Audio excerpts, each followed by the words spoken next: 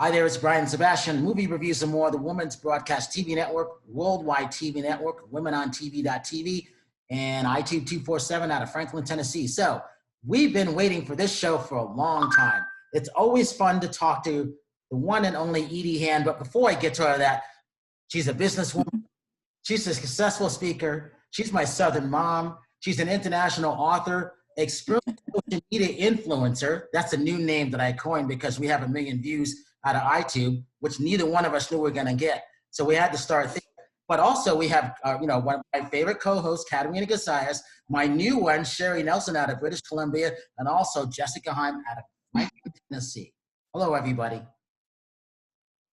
Hi. Hey. Hi, ladies. Hey, Brian. And like I said, Edie, you look really good, being by yourself at your home in the South. Well, that's what that good Southern slower pace of life will do for you. No, I am blessed. I have actually, a friend of mine across town invited me out last night. I drove over to have dinner with her and her husband. We've all been so isolated. It was nice to get out and be with someone that I knew had been isolating as much as I had. So it was very nice. Well, I have to say, Edie, that I'm very excited because I had an opportunity to hear you speaking live, and I've read your book, a few of your books, and I'm just excited to sit down because I want to know all about these life pearls. And, I want you to kind of share your latest project with us because as, not only women, but as people who are moving through different phases of life, especially with this, economic reality, political reality, geographical reality, there's different waves. And I'm sure with you and your wisdom, you have a lot to offer. So share a little bit about your newest project, because this one seems awesome. Well, I won't tell it all because they'll be launching it, but I am working on a project related to my Women of True Grit. Over 15 years ago, I started this brand. I've worked with different co-authors along the way, but this particular book, I've told stories, people like Meredith Vieira from the Today Show when she was on the Today Show, to I had with the Mandrell sisters, Barbara Mandrell. I had Dr. Maya Angelou. I also, Martha Bolton, who wrote a lot of the comedy for Bob Hope and Phyllis Diller. I actually interviewed Phyllis Diller, and Joanne Carson, who was Johnny Carson's second wife. All his wives were named Joanne, but she was the smart one. She got all the rights to his comedy, so I'll just put it that way. If you're going to get divorced, you need to be smart. That's all I got to say. So anyway, I learned a lot from a lot of different women. Growing up in the South, you ask about the wisdom. I learned a lot from my grandmother Alice, which was from the Presley lineage of my family. I come from a wonderful line of incredible musicians, singers, songwriters. And my gift from God was the gift to be able to communicate through writing and speaking. But from them, I learned from her about the pearls of hope. And as a young girl in rural Alabama, we used to have tea parties at 4 o'clock in the afternoon with our little pinkies up. And she would share lots of wisdom, girls. That would be our pinky up to say everything's going to be okay. And my grandmother had 12 children, 55 grandchildren, and 18 great before she went to heaven. And I'm telling you, they lived on a farm of thousands of acres, but the boys all made music on the front porch at night. But what I learned from her was, in the white pearls, we have second chances in life.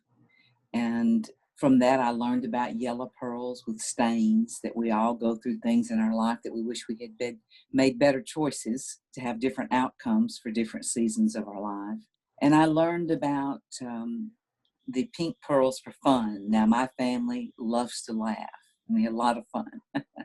And then I learned about the black pearls of great loss in one's life and how to overcome heartbreak from my grandmother. And I learned of the silver pearl of wisdom, purple pearls for passion, perseverance, and the gold pearls of endurance. So that's what, when you heard me lecture, I lectured and told stories from different pearls, because from her, she always wore her pearls, and she said that there's just a speck in a shell, and that's grit. And that speck of grit polishes that pearl until it's ready to come out for just the right time. And as individuals, that's what helped me get through my hard things, is I share the different stories of different people's stories, and even my own personal story of great loss and overcoming. And that's what the Women of True Grit Project is about. And I am working with an international logistic company, which is the largest in the world, and that is FedEx. But I can't really talk about when it's coming out, what we're doing, but it will be extraordinary, that's for sure. And that will be coming out the end of August of this year. But I have been blessed to tell these extraordinary women's stories and to share these bits of women from my pearls of hope. Thank you. Edie, talk about the hood hacker Presley. I always wanted to do this. I always wanted to be on your porch in a rocking chair and hear your stories. So since I can't do that, talk about what it was like to get the family together, because you would hear these stories. It's a rarity that you get a chance to see them now. What's a couple of your favorite memories, especially when Elvis would come over? Well, it would be on the 4th of July. I remember my grandparents had this it was an old gravel road that would come down to the farm, and they had this big white Victorian house with a porch that wrapped around it and a screened-in porch in the back. And we had a pond, and from the barn, just below the barn was the pond, and all of us had cane poles to go fishing. And there was sawdust piles near the barn, and I remember it was the place to find the simpler things. And come dusk, we were making music on the front porch of my grandmother's. And Elvis, when you saw that big, long, black Cadillac coming down, that time you knew who it was. And my Uncle Vernon and my grandmother Alice's sister was Minnie Mae Hood, which was Elvis's grandmother. And I was named after her, Edith May. And these two old ladies loved to dip snuff and, tell stories, and they keep them in their aprons, their little snuff and black gum toothbrushes that were cut off of branches from these trees. And they would tell stories, ghost stories mostly, and then the guys would all start jamming. I mean, we had drum sets on the front porch. It was a huge front porch, obviously. We had lead guitars, we had bass guitars, we had microphones everywhere. We had quilts out on the front lawn, and talk about that song and the sayings of all day singing and dinner on the ground and whiskey in the bushes and the devil's all around. So we had some of those things. And I remember that what I loved the most was that it was just simple. People talked about what they had been doing in the day or what was going on with their families, and everyone was just spellbound for Elvis just to sing very simple songs. Amazing Grace was a very strong favorite of ours because we came from a very religious background. Not that everybody was perfect by any means or did. And I remember it was those very simple things of telling the stories of how they wrote their songs. If they would sit down and scribble them out, as far as even writing stories on just a white piece of paper with lines on it, and just hear somebody's name or what they did that day. Or like I said, this is the place. And if we went to the barn, they might have a song written by that afternoon of saying, why was that this is the place? It was a quiet place to go. It was a place I could be me, that kind of thing. I think I loved hearing the stories of what it was like for Elvis to be in the service, and where he met Priscilla. And as a young girl too, I think I loved hearing from my grandfather would talk about what he did that day in the logwoods. Owning thousands of acres of land, you had to work the land. And they always brought in fresh watermelons, and he would talk about what they were making from the meal. Elvis never liked to talk about himself. He really loved to have fun. So what we did was play games and have fun. It could be tag football after making music, or eating some of my grandmother's favorite cat head biscuits. It was made from scratch, buttermilk biscuits. And we also had what we called chocolate gravy, which was hot chocolate syrup. And I did that in one of my books. I think I brought this was Country Music Christmas. And that recipe is in there that we did of, I let Willie Nelson borrow it, since after interviewing him on the bus, I knew he probably needed it because he liked to smoke a lot. So anyway, but he liked to eat sweets. But I know this is that growing up with singer-songwriters and someone as famous as Elvis and being around it is really all they ever wanted was to be able to tell their stories through their music, just as I tell these other women's stories, that my story is your story. Elvis's story was a lot of people's stories. That's why people identify with him. And I think everybody just always was looking for hope and peace in their life. And I try to express that through my different books of life lessons, through the different seasons. You know, this is my last season of life, and I'm still humbled to be in demand to do things. So that makes me feel good at my age. Edie, can I ask, what would, I know my friend wants to know, what is your favorite Elvis song? And do you know what Elvis's favorite song might have been that he really enjoyed singing? One of his favorite songs was How Great Thou Art. He loved to sing it. Actually, James Blackwood of the Blackwood Brothers sang it at his funeral. I got to know the Blackwood brothers, all of them, very well. I was just 16 years old when I first started hanging out at Graceland, and got to go to a lot of the concerts with them. And it was called Ellis Auditorium then. Now it's the Cook Convention Center. And we would sit in the balcony and nobody would know we were up there. But we would go in stretch limos to the concerts, and you felt like you were sneaking in someplace. But I would go with my cousin sometimes. Graceland had its own trailer park, and but one of my aunts was an Assembly of God minister, and her daughter was near my age, so I'd go hang with her, with the Blackwoods, with Elvis. And Elvis had his own thing going on, and we just stayed out of the way, really, and we're honored to go.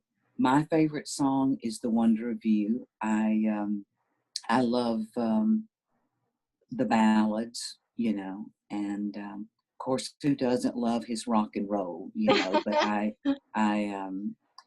so for me, I guess that's my best pick. Edie, coming off of Father's Day, I know that I parallel with you with my love and affection of my grandmother, but I also have always tried to emulate my father's work ethic. And I wonder, thinking about Father's Day, what's the first thought of love that you have for your father? Well, my father is in heaven. All of my family is gone now, just about.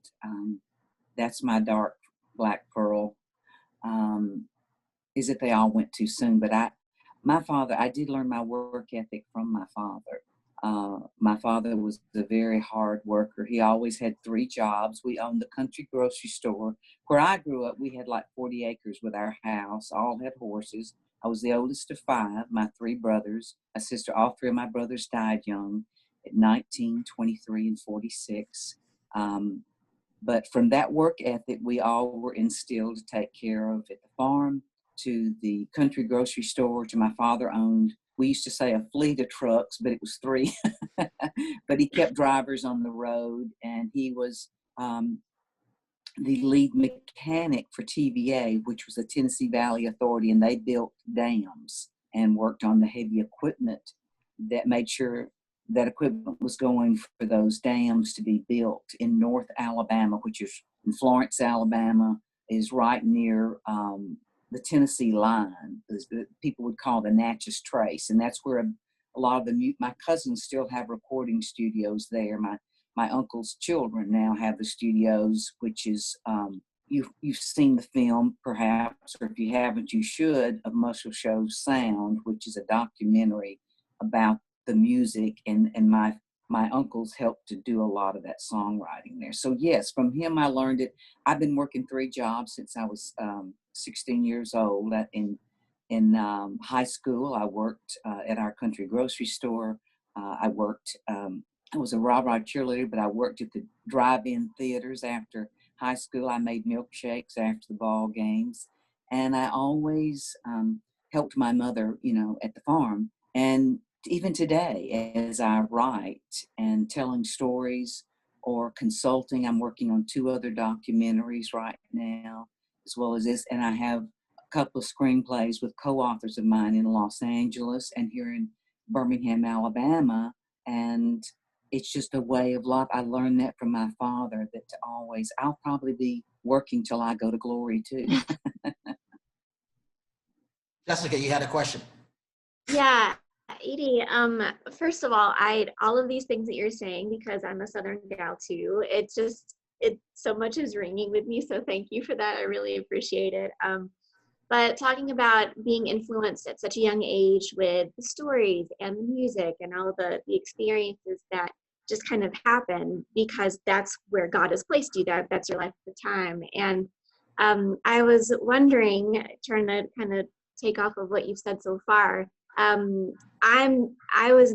am still very much influenced by my father, and I put a big post about him yesterday on one of my media platforms, and musically, I mean, he's a smart man, and I can't say enough about him. But I was very much influenced by him and my mother with music. Would you say, when you were all sitting on the big long porch listening to music at dusk, would that be something that you would consider has influenced you, maybe in that kind of encouraged you to do speaking and to tell stories? Did you ever sing before, or do you perform in the musical realm, or how would you say that those things that happened to you then, aside from all the storytelling and sharing, how has that influenced kind of like your walk in general? Definitely, that's a good question.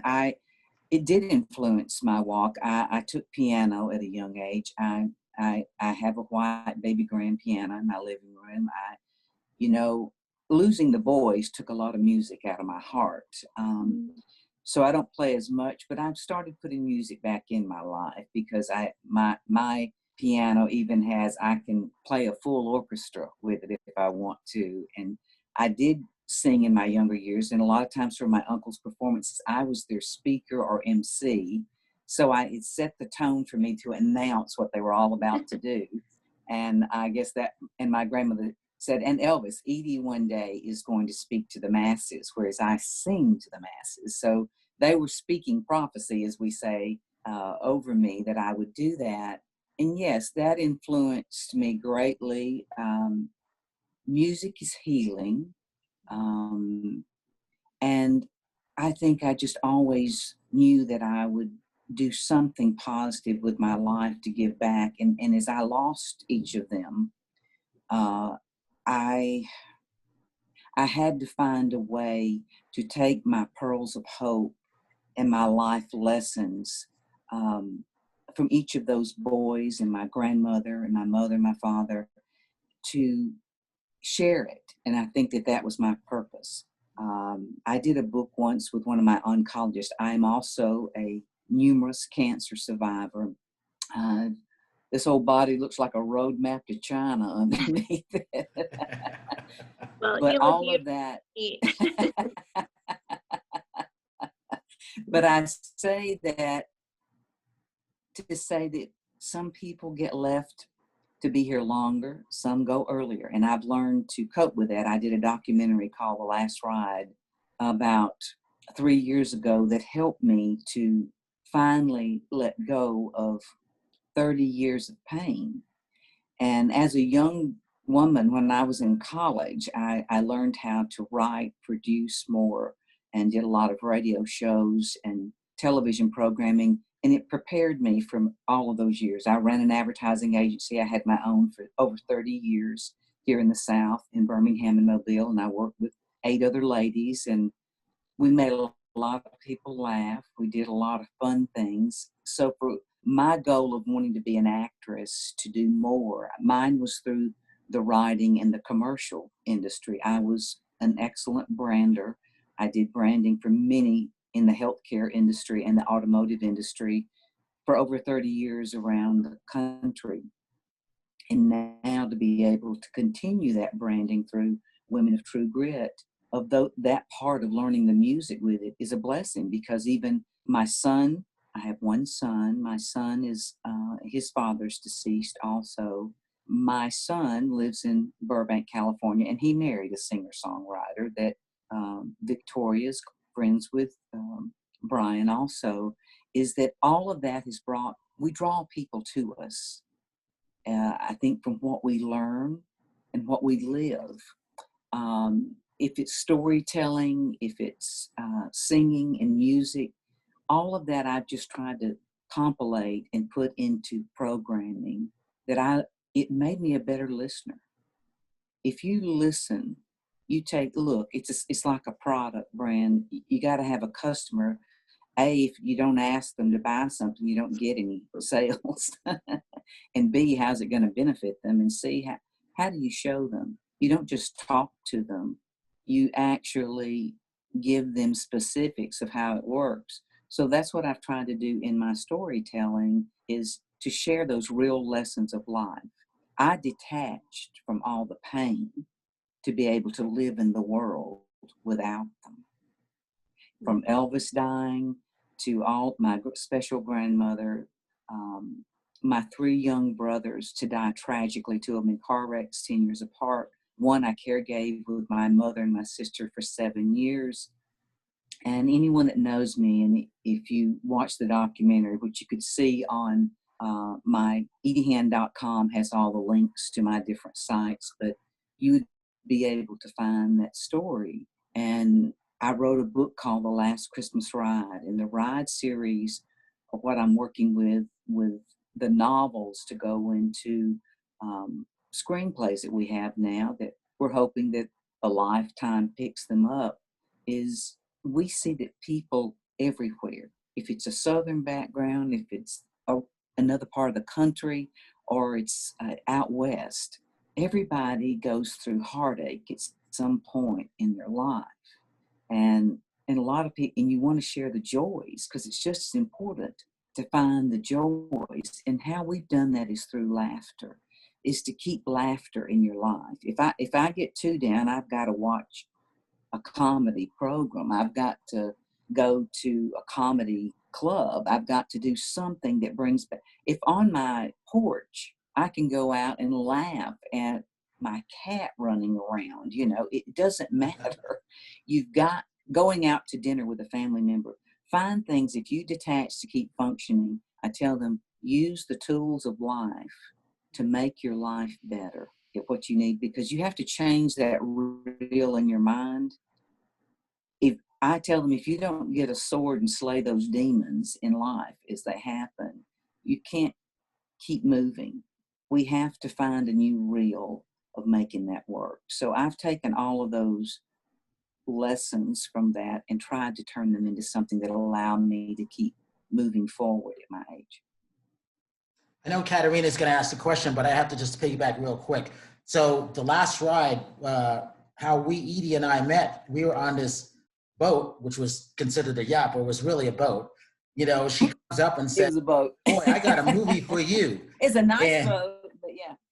yeah, but this is how we met, which was good because I didn't want to go. I brought, Jennifer Henry, and I brought Brett Bauer, my other co-host, and I didn't want to go. I'm like, I know I got to go. I don't want to go. Then I get there, and this woman, Edie, comes up to me, say, "I got a movie for you," and Katerina, Eric Zuley. So Eric put us together. And what it was, I'm like, yeah, everybody's got a movie for me to see. No, it's about my family and everything. And she was so, I'll never forget, no matter what. She was so passionate about it. Like, this is my movie, and it belongs in the Hollywood Film Festival. I said, yeah. So I watched it that night. I'm like, well, this movie is really good. She was right. She was one of the few that actually came through. So from that, it went into the Hollywood Film Festival. It ended up winning. We ended up having some great things. She ended up meeting my good friend, Stephanie Frederick. I think you and Stephanie have the same birthday. And then so we go, well, I need to meet all these other women coming from the South. I want you to know who they are. And then from that, I ended up going to Tennessee, and the rest is kind of history. Now, I never knew any of this stuff has happened. So I took a chance, just sort of like how Katerina took a chance coming to Tennessee last year. Well, it is in life, we have to take risks to do things. Things don't always turn out the way we want them to, but if you don't try, you don't get. Just like, the simple ABCs. Did you want to ask me a question? Okay. No, I wanted to say that I love that story of how you two met. I actually didn't know it. So that's really fun. And, my question as you were talking, Edie, just to go back to what Brian was saying, because I think passion is one of those things that really ignites a life. And It doesn't matter what you're passionate about. You could be Michael Jordan, passionate about sports. You could be Ernest Hemingway, passionate about writing. So the vocation is irrelevant. And what that triggered in me was, in order to go through the various trials and tribulations that every life has, and I appreciate you sharing that, and I appreciate you sharing your reality, what would you determine as the number one factor required to be a woman of grit? Well, there's three things that I think that, and certainly one is passion, is that you have to have a passion to pursue what you want to do in life. And then you've got to find those tools to be able to make that happen for you. And I've always said it's through really healthy relationships. I've tried to teach my son through life that building healthy relationships is priceless. It's worth so much to you to be who you say you are. And kindness is everything. And having good manners. Manners never go out of style. And that is for sure. And then perseverance. I mean, sometimes it might not work. Look, we did this particular book, Genuine Elvis, with Ronnie McDowell, who's the voice of Elvis. But the Ride series, it took us probably over the last 10 years to get to doing the screenplays right, with the right people. We had several people try, but the magic wasn't there. Now I have the right co-writers, and the magic is there, and they will be sold. Perseverance. You got to have a lot of patience in that perseverance to make it happen. There are no overnight stars. My own son is an actor and works in the entertainment field, and even having his own shows at different times. People think that everybody just makes a ton of money. Well, you can make money, but you have to invest it well, and then you cannot have money. It's a lot more fun to have it than not. And then the way I do it is positive projections. Then I would say that last P is how one presents themselves. If you walk into a room or to any meeting of what you're doing, you have to have confidence. And in that positive projection, people know if you are a person of integrity pretty quick. And the things that you do, that you leave lasting, when we leave this old world, all we got is our character. And that's what we leave behind, is those footprints of our lives. And I feel that now when I leave here, they'll know that I walked. And that's important to me. We got about 3 minutes, and then we're going to end this part one and go to part two. Sherry, I know you're just dying to ask him, because I can see it coming from you. Oh no, it's just I've been reading so much about you, and you have such a magical gift of words that, you know, if anyone can bring back reading books, it's giving the gift of one of your books. It's your words are amazing, and even when you're delivering and speaking, like I've seen your interviews in the past, and you know, it's in part two where we speak about charity, and but when you said children should never die at the precipice of at the dawn of their life, it was such a powerful, and I know that your words are like that, and I've shared quite a bit of your things, the pearls, the women of pearls, and to my friends. And if anyone can bring back the desire to read again, it's handing someone one of your books. You really are a gift of sorry. Oh, you really are amazing. Thank you, because And you know that is my. thank you for coming, and then I can't wait to share you with so many people. You're pretty wonderful. You know, here's what I say, and it's just because I know that we're all a vehicle to something else, and that here's what I can leave it with is that in life I've learned to do hard things, but what I've also learned is through those really hard things, beautiful situations can come. And I want people to remember that and know that it may sound corny, but it is so true. It says in Psalms 37:4, to delight in the Lord, and he shall give you the desires of your heart. And I believe that with all my being. I believe that. Jessica, you want to get the last So good. real quick? I'm sorry? You want to get the last question in real quick? Oh, I don't know that I like to sit on what she just said. I don't know that I want to get into anything else. I think that's a great ending for part one. I thank you, Edie, for that. I'll leave you with that one. I'll save it for later. Okay, Katerina, you got something to say real quick?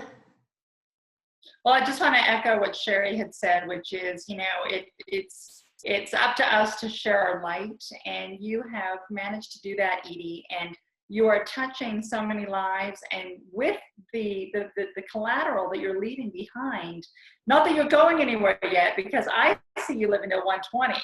Personally, that's the path that I'm on, 120 years old, which gives you a lot of time. But, you know, irrespective of when your time to transition is going to be, the grace and the courage that it took to share all of these different elements with us is really fantastic. And, you know, just again, to echo on what the other co-hosts are saying, it's really a pleasure to get this time with you and then be able to delve into some of your books and your movies and your documentaries, because there's so much wisdom there. And, you know, for some reason that word is resonating with me for you. So thank you. My pleasure. Edie, give your social media. Thank you, Brian. Part, darling. Give your social media links. Okay, you can go to ediehand.com. You can go to handinhandentertainment.biz. You can go to my Edie Hand Foundation to see the charities that I support, and that we try to do good works with children. That's my real passion, is helping children with cancer, as well as children to have healthier eating habits, therefore that gives them a more active living life. And you know, and that's where my passion really is. And I think that those sites will tell you a lot about who Edie Hand is, and more importantly, the people I surround myself with, because it is about all the people we surround ourselves with. It is these healthy relationships and this teamwork effort that makes things happen in life. I hope that I am known as a great collaborator, because I am not a one-woman band. I am a collaborator and an orchestrator. All right, I'm going to end it right there on our part one. So for Edie Hand, Sherry Nelson, Jessica Heim, and Katerina Cozias, this is Movie Reviews and More, Worldwide TV Network, iTunes 247, and WomenOnTV.tv. I'm Brian Sebastian. We will see you next week. And if you see someone without a smile, please give them one of yours, because what Edie has been saying, the world needs it.